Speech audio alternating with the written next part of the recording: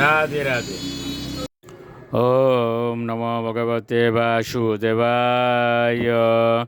ওম নমো ভগবতে বাসুদেবায়।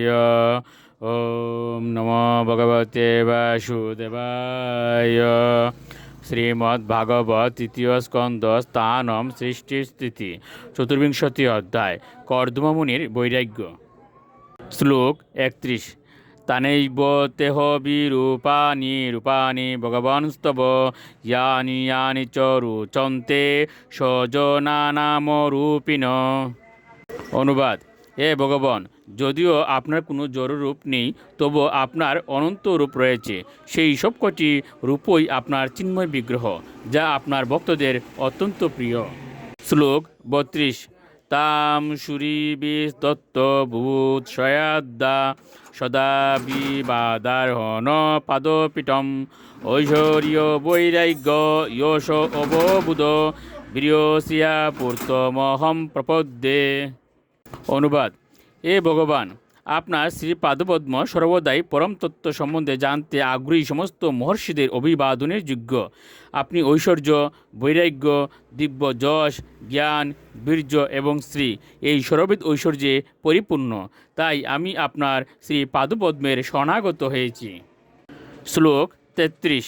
পরম প্রধান পুরুষম মহান্তম কালম কবিম ত্রিবৃতম লোকপালম আত্মানুভূতানুগত প্রপঞ্চম স্বচ্ছন্দ শক্তিম কপিলম প্রপদ্যে।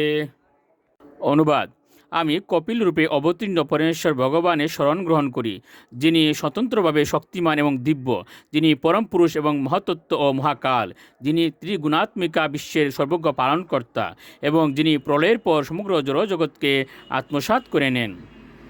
শ্লোক 34।